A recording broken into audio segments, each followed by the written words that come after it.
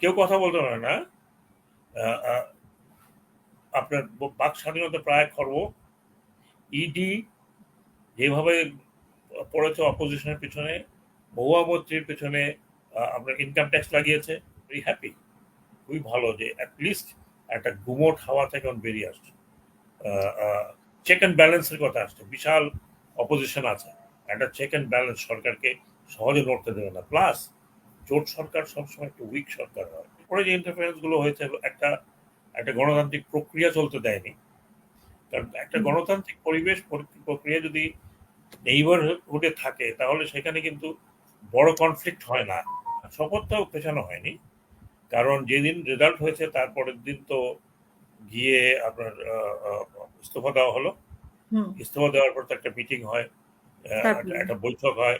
Cabinet ইস্তফা দেওয়ার পর যেদিন ইস্তফা দিল তার পরের দিন থেকে জোটে আলোচনা হয়েছে। হ্যাঁ, তো কালকে হলো শনিবার। কালকেই সকালবেলা তারা প্রেসিডেন্টের কাছে যাবেন। একবার কালকে শুক্রবার, আজকে তো সরি, কালকে শুক্রবার। কালকে হয়তো প্রেসিডেন্টের কাছে বিকেলে হুম। তারা গিয়ে হাজির হবেন যে আমরা জোট গঠন করেছি, আমরা আমাদেরকে সরকার গঠন করার জন্য আমরা তৈরি। তখন হয়তো প্রাইম মিনিস্টার সিলেক্ট হতে হয়েই গেছে যে মোদী সাহেব প্রাইম মিনিস্টার থাকবেন আপাতত। তিনি হয়তো শপথ নেবেন, কিন্তু এর মধ্যে আবার কিন্তু আছে। আর কিন্তু আছে কারণ কংগ্রেস একেবারে হাল ছেড়ে দেয়নি, বা কংগ্রেস জোট যেটা ইন্ডিয়া জোট একেবারে হাল ছেড়ে দেয়নি। যদিও তারা বলছে যে আমরা কোনো দাবি দেওয়া করবো না, আমরা সরকার গঠন করতে চাই না, আমরা চুপচাপ বসে দেখতে চাই। তারা জানে এই সরকার বেশি দিন হয়তো চলবে না।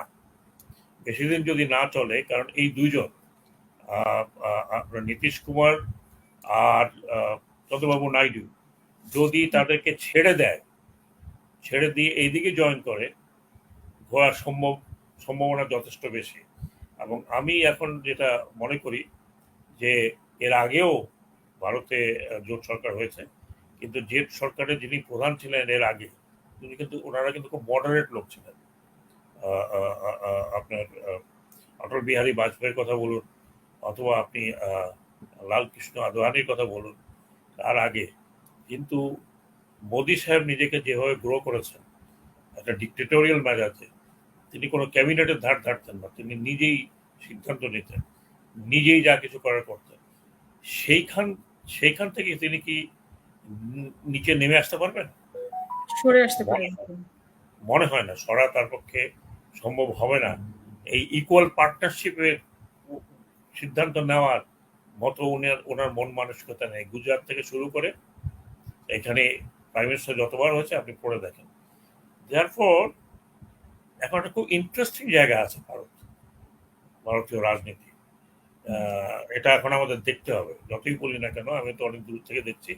তবে একটা জিনিস যেটা খুব ভালো হয়েছে সেটা হচ্ছে যেইভাবে ভারতের মতো একটা উদার গণতান্ত্রিক দেশ একটা একটা ডিক্টেটোরিয়াল পথে চলছিল, এবং ভারতের গণতন্ত্র ব্যাকস্লাইড করতে করতে পিছনে চলে গিয়েছিল, সেই জায়গার থেকে মানুষের দম বন্ধ করে যাচ্ছিল প্রায়।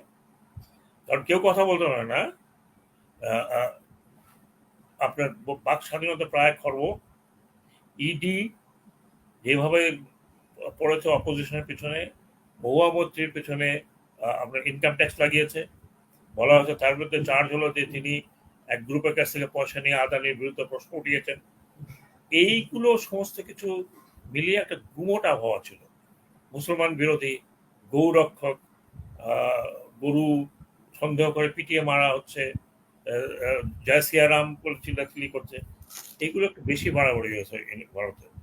এটা ভারতের কনস্টিটিউশনও নেই, চরিত্র নেই। এবং ভারতে এই ধরনের হওয়াতে যেটা হয়েছে সেটা আশেপাশে কিন্তু এই ধরনের ছড়াচ্ছে, এই ধরনের একটা গণতান্ত্রিক পরিবেশ কিন্তু তৈরি হচ্ছে। সেটা আমাদের দেশ বলুন, শ্রীলঙ্কা বলুন, শুধুমাত্র হয়তো নেপাল এখনো কোনো কোনো বেঁচে আছে।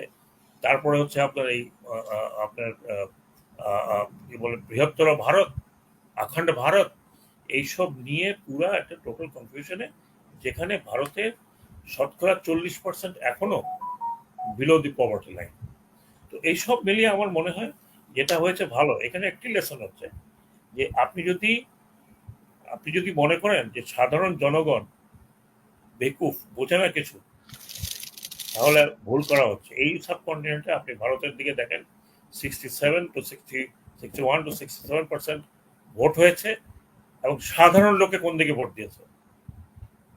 তারা একক ছত্র ক্ষমতার যে 10 বছরে যে দাপট দেখেছে, তার যে এফেক্টটা পড়েছে, সেখান থেকে তারা বেরোয় আসতে এই ব্যবস্থা করেছে। এখন আমি যা দেখছি শুনছি, আমার বন্ধু বান্ধব যারা আছে, দেয়ার ভেরি হ্যাপি, খুবই ভালো যে অ্যাটলিস্ট একটা গুমোট হাওয়া থেকে বেরিয়ে আসছে। চেক অ্যান্ড ব্যালেন্সের কথা আসছে, বিশাল অপোজিশন আছে, একটা চেক অ্যান্ড ব্যালেন্স সরকারকে সহজে লড়তে দেবে না। প্লাস জোট সরকার সবসময় একটু উইক সরকার হয়, তার একক সিদ্ধান্ত নেওয়া যায় না। ফরেন পলিসিতেও এর পরিবর্তন হয়তো আমরা দেখব, কিন্তু অনেক বিশেষজ্ঞরা বলছে যে এই সরকার কতদিন টিকবে। অনেকে বলছেন যে 13 দিন টেকে কিনা, সেটা হলো প্রথম। 13 দিন পরে বোঝা যাবে তারা কতদিন টিকবে। যদি না টেকে, তাহলে ভারতে হয়তো আরেকটি মধ্যবর্তী নির্বাচন হতে পারে। প্রথম প্রশ্নের উত্তর যদি এভাবে দেই, যে কোনো রিজিম আসে, তারা একটা পররাষ্ট্র নীতি করে, এবং বিশেষ করে তার যে ইন্টারেস্ট গ্রুপের যে নীতিটা, যেমন ধরুন বাংলাদেশে অনেক কন্ট্রাক্ট দেওয়া হয়েছে, আমরা জানি না। আদানিকে কন্ট্রাক্ট দেওয়া হয়েছে যেহেতু নরেন্দ্র মোদী আদানিকে ফেভার করছেন অনেক, যেমন এনডিটিভি কিনে ফেলছে। তারপরে আদানি সাবস্ট্যান্ডার্ড কোল নিয়ে আসছেন ভারতের জন্য, এগুলো নিয়ে অনেক কথা হচ্ছে। এখন এই যে লাস্ট যেটা আমি আপনাকে বললাম, যে স্টক মার্কেটে যে ম্যানিপুলেশন, সেখানেও কিন্তু আদানির ছায়া দেখা যাচ্ছে। এগুলো নিয়ে ভারতের জনগণের মধ্যে, রাজনীতিবিদদের মধ্যে একটা অসন্তোষ রয়েছে। কি হবে আমি জানি না।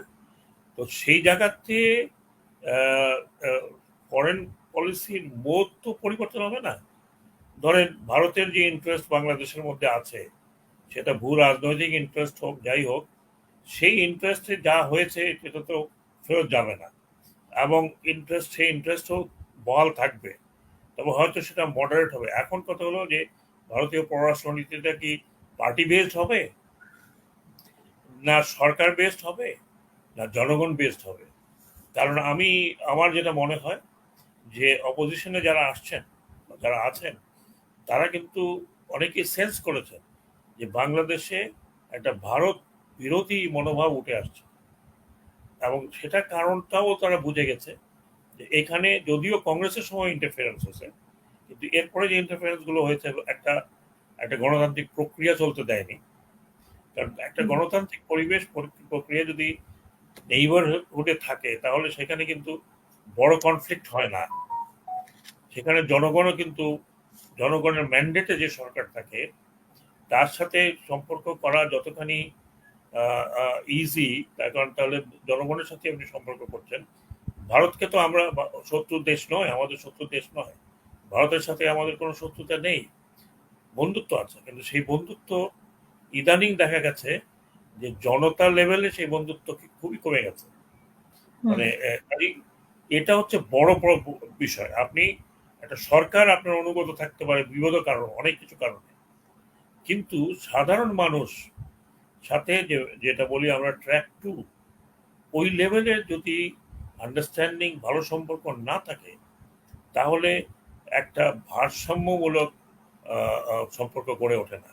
আমি আশাবাদী মনে করি যে কংগ্রেসও অতীতের ভুল হয়তো বুঝেছে, এবং এই বিজেপি যে আগ্রাসী মনোভাবে যেটা করতে গিয়েছে, সেটা হয়তো সেরকম হয়তো থাকবে না, কিছু পরিবর্তন হবে। লাস্টে যেটা আমি এই প্রসঙ্গে যেটা বলতে যাচ্ছি, আমার যতদূর মনে হয় এখন তিস্তা ইস্যুটি আরো খুব জটিল হয়ে যাবে। জটিল হবে কারণ একদিকে ওখানে থাকবে এনডিএ গভর্নমেন্ট, আর তার সাথে তার বৈরী কিন্তু পশ্চিমবাংলায় আরো শক্তিশালী হয়েছে তৃণমূল কংগ্রেস। তো সেইখানে এই টানাপোড়েনের মধ্যে আমরা তিস্তা পানির বন্টন ডিফিকাল্ট হবে, এবং প্রকল্পটাও ভারত এবং চীনের গন্ডগোলের মধ্যে ঝুলে যাচ্ছে। এখন যদি অপোজিশন আসে এবং চায়নার সাথে তাদের সম্পর্ক স্বাভাবিকীকরণ করতে হয়, তাহলে আমরা সবাই উপকৃত হব। এটা এক। দ্বিতীয়ত হচ্ছে আমরা কি লেসন লার্ন করেছি, আমাদের জনগণ, আমাদের পলিটিক্যাল পার্টি সরকারি দল বিরোধী দল যারা আছে, যারা যারা যারা তাদের কারণে নির্বাচনে যাচ্ছে না।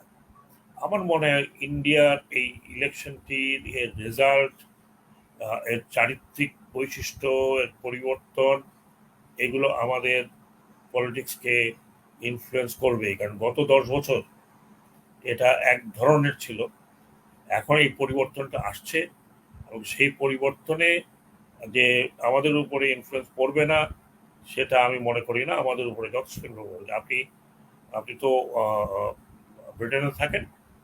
বাংলাদেশে গত 3 দিন আরও তার আগের থেকে ভারতের নির্বাচন নিয়ে যত টক শো, যত আর্টিকেল, যত আপনার আপনার আপনার দর্শক এবং পেপার, এর চাইতে বেশি কোনো ইন্টারেস্ট আর কোনো ইলেকশন নিয়ে হয়নি। আমি তো কালকে বলছিলাম, আমি আমি একটা একটা রাত্রেবেলা একটা প্রোগ্রামে, যে আমি সকাল থেকে মনে হচ্ছিল জানি যে আমি এই নির্বাচনের মধ্যে একেবারে ঢুকে গেছে, দেখছি এত এনগ্রসড। কারণ এইরকম আমরা অনেকদিন আমাদের দেশে দেখিনি, আমাদের দেশে উৎসব করতে দেখিনি, আমাদের দেশে এত বিতর্ক করতে দেখিনি, আমাদের দেশের টেলিভিশন রেজাল্টের রাতে উৎসব করতে পারেনি, বিতর্ক হয়নি, তর্কাতর্কি হয়নি। এইটা যে একটা গণতন্ত্রের যেটা সৌন্দর্য, সেই সৌন্দর্য কিন্তু আমরা অনেক বছর দেখিনি। এবং আমরা আশা রাখছিলাম যে এই ভারতের নির্বাচনের পরে হয়তো সেটার এফেক্টটা আমাদের মধ্যে পড়বে, আমাদের একটু মন চাঙ্গা হবে। আমি যেটা এখন যেটা মানে যে